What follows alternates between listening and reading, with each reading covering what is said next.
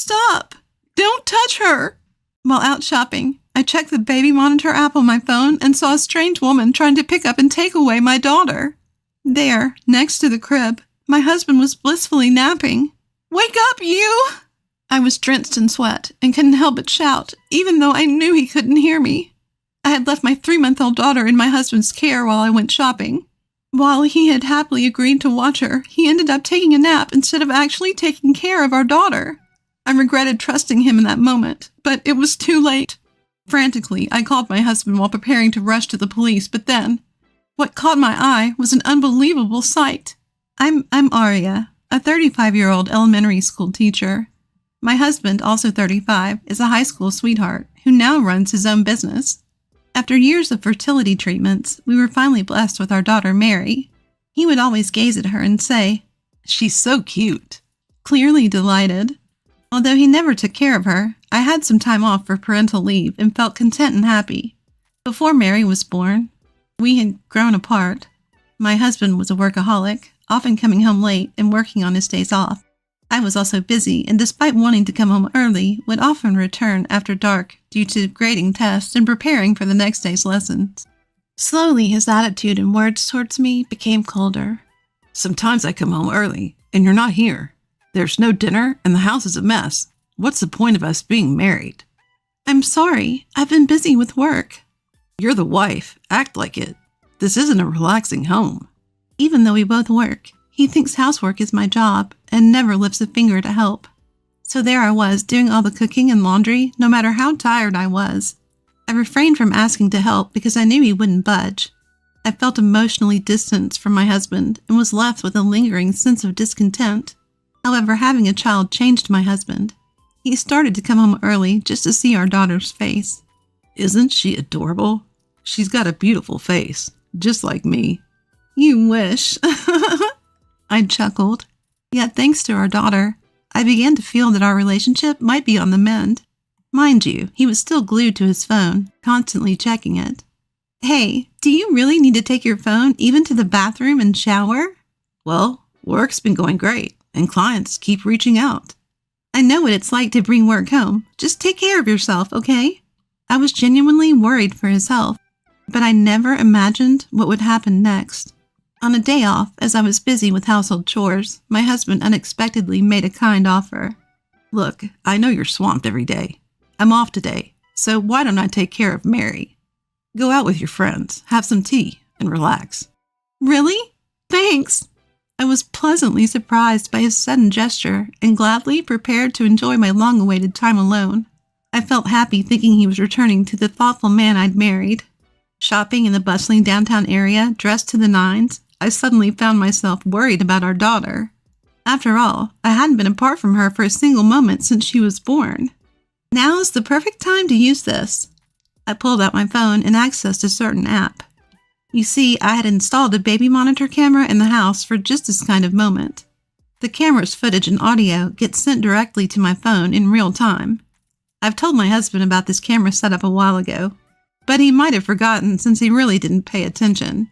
What do we have here? A bit anxious, I check the footage, and am disappointed by what I see. It's great that my usually uninvolved husband agreed to babysit, but it looks like he's dozed off next to our daughter's bed, probably worn out from work. Our daughter, Mary, has been left alone in her crib. Well, he's completely dropped the ball, but the kid seems content, so it's okay for now. Just as I sighed in resignation, I witnessed something shocking. Out of nowhere, a young woman I've never seen before appeared and picked up my daughter. "Who are you? Wait, what are you doing with Mary?" I panicked and screamed as loudly as I could into the baby monitor toward my snoozing husband. "Wake up quick! Someone's taking Mary!" Of course he can't hear me and continues to sleep. It looked like the woman was about to take my daughter outside. I was about to rush to call the police while still glued to the live feed when, in the next moment, my husband wakes up and starts chatting with the woman who was holding our daughter, even leaning in and being affectionate. What? What's going on? Do they know each other? My mind was racing, totally thrown off by this unexpected turn. And then, when I heard their conversation, I was even more shocked. I want to make this adorable child mine as soon as possible. Once the plans go through, my wife will soon be out of the picture. Then we'll have a windfall and can live luxuriously. We can finally be together, Lily. You're being so nice to your wife so she doesn't suspect anything, right? Yeah, begrudgingly. She's nothing compared to you. No charm at all. You're young and beautiful. The only one I love is you, Lily. Feeling sick to my stomach, I watched my husband flirt shamelessly with another woman. I'd been fooled into thinking he had returned to the caring man I once knew. My husband and Lily were meticulously plotting against me, unaware that I was listening. Thanks for showing me how to target her life. I had no idea such methods even existed. Listening to their unsettling conversation, the woman grinned and showed my husband a small white flower, then began arranging it in a vase. Who is this Lily who seems so intimately involved with my husband? Gaining some composure, I decided to play along and gather evidence. Fortunately, he didn't seem to notice the hidden camera, so I returned home, feigning ignorance. My husband greeted me with a smile as if nothing had happened. You won't be smiling for long. Be prepared.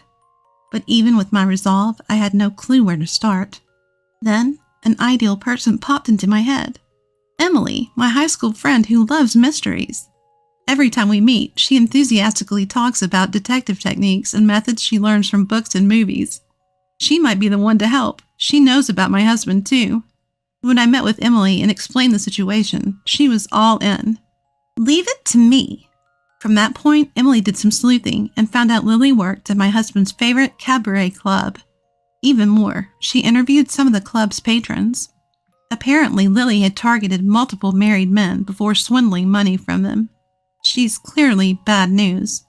Meanwhile, I seized the opportunity to check my husband's phone while he was asleep and found his text exchanges with Lily. I see, so that's how it is. It seems my husband had been frequenting Lily's club and trying to woo her, but stopped visiting after our daughter was born. Suddenly, she started texting him frequently saying, "Why don't you come see me? I'm lonely," and lured him in. It seemed like my husband fell for it hook, line, and sinker. From then on, they stopped meeting at cafes and started rendezvousing at hotels. My husband seemed to become increasingly infatuated with Lily. Emily and I decided to collect some evidence and went through my husband's room. We found a stash of hotel receipts and luxury branded bags and jewelry receipts that were likely gifts for Lily. I trembled with anger. I haven't received anything like that from him since we got married. But that was just the tip of the iceberg. I discovered a file that revealed the unexpected reality of my husband's business, and something even more shocking. What is this? I will never forgive him. 2 days later, on a day off, he said, "I'll watch over Mary today. You go out and do whatever you want." Hearing his sugar-coated tone, I became certain. So I decided to take him up on his offer. "Thanks, I'll take you up on that and go out. But I'll leave Mary with my mother because she's been saying she wants to see her." I couldn't possibly leave Mary at home, knowing Lily might come over. "All right, I'll cook dinner tonight, so take your time." "You're so kind. Thank you." I was both disgusted by his performance and saddened. How wonderful it would have been if this was his true self. After dropping off my daughter with my mother, I went to Emily's house, which was near my parents' home. As we were watching the surveillance camera footage, sure enough, Lily showed up and started doing something shocking in the kitchen with my husband. My faint hope that my husband might change his mind was shattered. In fact, I felt hatred toward him, seeing the grin on his face.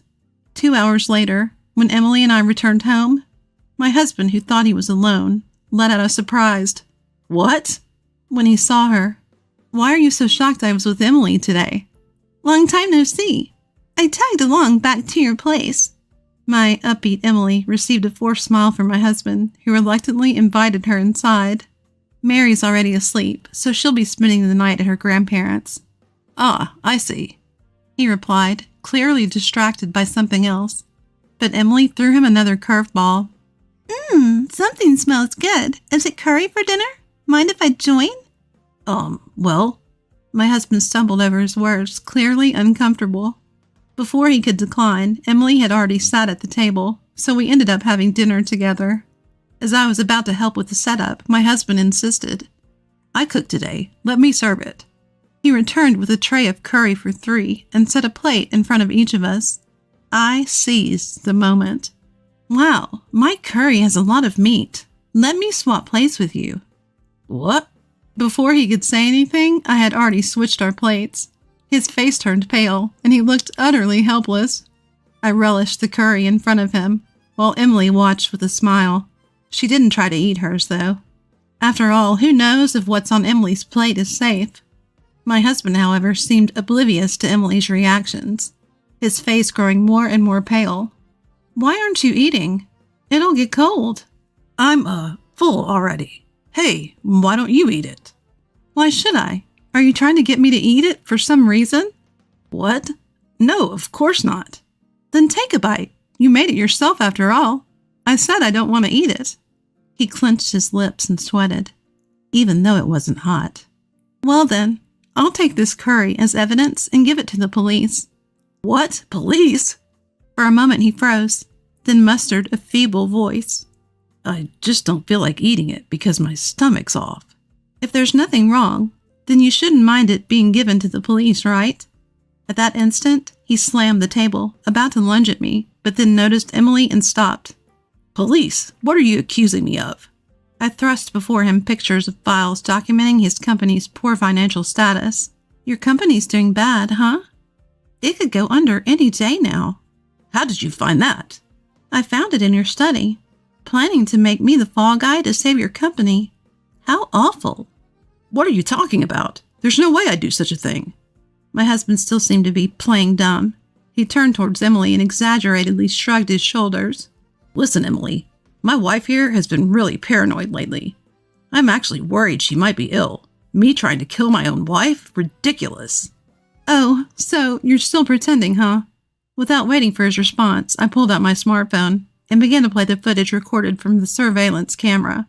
There he was, my husband and Lily, both beaming as they began to make curry together. They took some of the curry from the large pot and transferred it into a smaller one, into which they added the juice of a white flower known for its toxic properties. Their entire conversation about trying to get rid of me had been perfectly captured as well. And look what I found in your study, I said, throwing onto the table a $100,000 life insurance policy taken out on me. My life seems to be quite valuable, doesn't it? This is... I was hoping you'd have second thoughts. But too bad. I have all the evidence I need, so it's over to the police now. His eyes widened and his lips trembled, finally seeming to accept that he couldn't deceive me any longer. He broke down and deeply apologized. I'm sorry. It was a momentary lapse. Forgive me. Why would I? You cheated on me and even plotted to kill me. I was influenced by Lily. I never really intended to. And things at work haven't been going well, so I just... It's too late. I've already reported you to the police. They should be here soon. Please wait. I'll do whatever you say. Just don't call the police. In truth, I had secretly reported him to the police while he was serving the curry. If he had had second thoughts and decided not to go through with poisoning me, I might have reconsidered calling the cops. That thought was still lingering in my mind. Unfortunately, my husband chose his affair and money over me. As he was being led away by the police, he pathetically cried out, I did nothing wrong. Help me. Later, he was found guilty of conspiring with Lily to take my life. Once this became public, his company went under. After the divorce, my daughter and I started living together. I demanded $30,000 in settlement money and $150,000 in child support from my ex-husband during the divorce proceedings. I hope he truly learns that you can't ever justify endangering someone's life for money while he's behind bars. As for my father-in-law and mother-in-law, they apologized for the pain they caused me and agreed to pay the settlement and child support in place of my husband. They promised to make sure he repays them once he's out. I also demanded $20,000 from Lily during the divorce proceedings, and I intend to make sure she pays up. Both my ex-husband and Lily face a long time behind bars and a grim future even if they get out. I plan to return to work when my adorable daughter turns 1. We'll face the future together, doing our best every step of the way.